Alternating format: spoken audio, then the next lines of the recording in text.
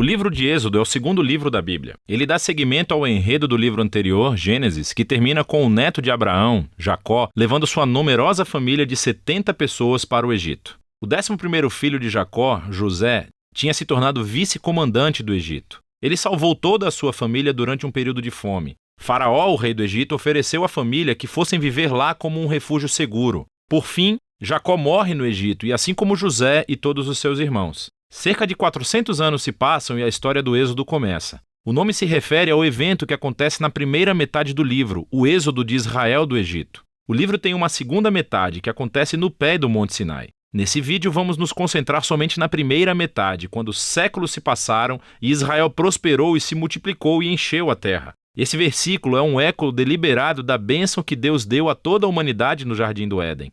Lembra-nos da grande história bíblica até agora. A humanidade perdeu a bênção de Deus por meio do pecado e da rebeldia. E Deus escolheu a família de Abraão como instrumento através do qual ele iria restaurar as suas bênçãos para todo o mundo. Mas o novo faraó não vê Israel como uma bênção. Na verdade, ele vê esse grupo imigrante israelita como uma ameaça ao seu poder. Da mesma forma que em Gênesis a humanidade se revolta contra a bênção de Deus. Aqui o faraó tenta destruir a fonte da bênção de Deus, os israelitas. Ele os escraviza de maneira brutal, forçando-os a trabalhar e ordena que todos os meninos israelitas sejam afogados no Nilo. Ele é a pior personagem da Bíblia até agora. O seu reino é o ápice da rebelião da humanidade contra Deus. Esse faraó redefiniu o bem e o mal de acordo com seus próprios interesses de tal maneira que até mesmo o assassinato de crianças inocentes se tornou algo bom para ele. O Egito tornou-se pior do que a Babilônia do livro de Gênesis. Agora Israel grita por socorro contra essa nova Babilônia e Deus responde. Primeiro, Deus vira o mal do faraó de cabeça para baixo quando uma mãe israelita joga o seu filho no Nilo, mas dentro de um cesto. Ele flutua com segurança até a família do próprio faraó. Ele é chamado de Moisés e ele cresce para tornar-se o homem que Deus usará para derrotar o mal do faraó. Na famosa história da sarça ardente, Deus aparece diante de Moisés e pede-lhe que vá até o faraó e ordene que libere os israelitas. Deus diz que sabe que o faraó vai resistir e por isso ele trará o seu julgamento sobre o Egito em forma de pragas. Deus também diz que ele vai endurecer o coração do faraó. E assim chegamos à próxima parte da história, o confronto entre Deus e faraó. O que significa quando Deus diz que vai endurecer o coração do faraó? É muito importante ler esse trecho da história atentamente e em sequência. No primeiro encontro de Moisés com o faraó, sabemos somente que o coração do faraó endureceu. Não há nenhuma indicação de que Deus fez alguma coisa. Em resposta, Deus envia a primeira das 5 pragas, cada uma confrontando o faraó e um dos seus deuses egípcios. E em cada vez, Moisés oferece ao faraó uma chance para ser humilde e libertar os israelitas. Mas após cada praga, ficamos sabendo que o coração do faraó endureceu. Ele está fazendo isso por vontade própria. Eventualmente, é com a segunda das 5 pragas que começamos a escutar como Deus endureceu o coração de Faraó. O propósito da história parece ser esse. Mesmo que Deus soubesse que Faraó iria resistir à sua vontade, Deus ainda lhe deu a chance de fazer a coisa certa.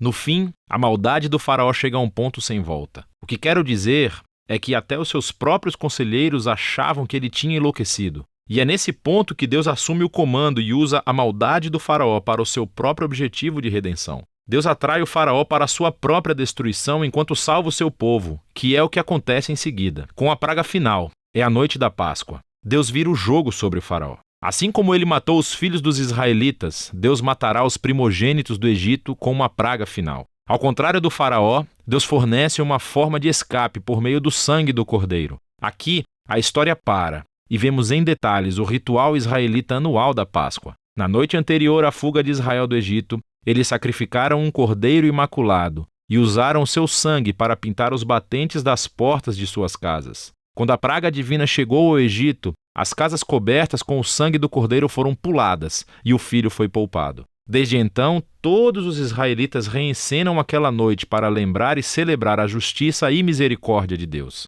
Mas o faraó, por conta do seu orgulho e rebeldia, perde o próprio filho e é obrigado finalmente a libertar os israelitas. Os escravos israelitas fazem o seu êxodo do Egito, mas assim que eles saem, o faraó muda de ideia. Ele reúne o seu exército e persegue os israelitas para uma batalha final. Quando os israelitas passam pelas águas do mar em segurança, o faraó decide atacar e assim entra na sua própria destruição. A história do Êxodo conclui com a primeira canção de louvor da Bíblia. Chama-se A Canção do Mar. O verso final declara que o Senhor é rei. A canção reconta em poesia do que se trata a história do reino de Deus. Fala sobre como Deus tem a missão de confrontar o mal no seu mundo e resgatar aqueles que são escravizados pelo mal. Deus vai trazer todo o seu povo para a terra prometida, onde a sua presença divina viverá entre eles. Essa história mostra como é quando Deus se torna rei do seu povo. Depois que os israelitas entoam a sua canção, a história tem uma reviravolta. Os israelitas estão andando pelo deserto a caminho do Monte Sinai.